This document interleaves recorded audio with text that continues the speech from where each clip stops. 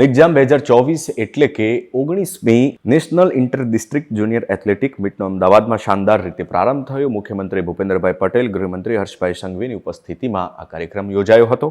આ ઇવેન્ટની અંદર 5,500ને વધારે આખા ભારત દેશમાંથી રમતવીરોએ ભાગ લીધો છે અને આ ઇવેન્ટ કરવા પાછળનો ઉદ્દેશ્ય એ છે કે ભારતના ગ્રામીણ વિસ્તારના અથવા તો શહેરી વિસ્તારના જે પણ અંડર 19ના જે રમતવીરો છે એમના અંદર રહેલું જે ટેલેન્ટ છે એ ટેલેન્ટ બહાર આવે અને આગળ જતાં એમને ઓલિમ્પિકમાં મોકો મળે જવાનો અને દેશનું તેમજ જિલ્લાઓનું પ્રતિનિધિત્વ કરે. આ ઇવેન્ટ અંતર્ગત કલ્ચરલ એક્ટિવિટીનો કાર્યક્રમ પણ યોજાયો હતો. મુખ્યમંત્રી ભૂપેન્દ્રભાઈ પટેલ તેમજ ગૃહમંત્રી હર્ષભાઈ સંઘવી 19મી national inter district junior athletic meet એટલે કે એનું શોર્ટ ફોર્મ છે નિગજામ 2024નો પ્રારંભ કરાવ્યો હતો. રાજ્યના તત્કાલીન મુખ્યમંત્રી અને દેશના વડાપ્રધાન શ્રી નરેન્દ્ર મોદીએ વર્ષ 2010માં રાજ્યમાં રમતગમતને પ્રોત્સાહન આપવા અને ખેલાડીઓની પ્રતિભાને બહાર લાવવાના ઉદ્દેશ્ય સાથે ખેલ મહાકુંભનો પ્રારંભ કરાવેલો. ત્યારબાદ ખેલ મહાકુંભના સ્વરૂપને વિસ્તારીને રાષ્ટ્રીય સ્તરે ખેલો ઇન્ડિયા સ્પર્ધાની શરૂઆત પણ કરાવેલી.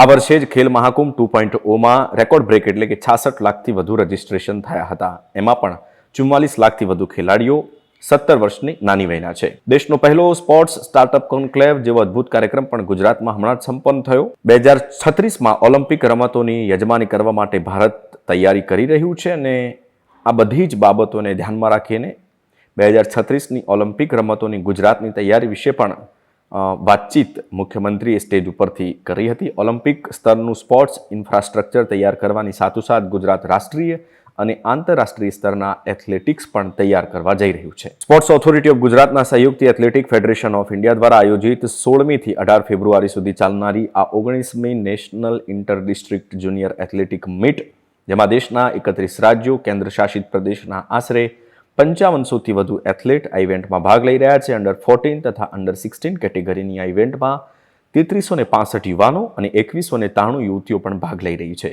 ઉપરાંત તમામ ટીમોના 1105 કોચ પણ ઉપસ્થિત રહેવાના છે. આ પ્રસંગમાં રાજ્યના પોલીસ વડા શ્રી વિકાસ સહાય, શહેર police commissioner Shri GS Malik, municipal commissioner MS Thennarasan, AFI પ્રમુખ પણ ઉપસ્થિત રહ્યા હતા. તો આઈ હોપ કે આ વિડીયો આપને ગમ્યો હશે. આપ જોઈ રહ્યા હતા તમારું digital platform vibes of India એટલે કે VOI.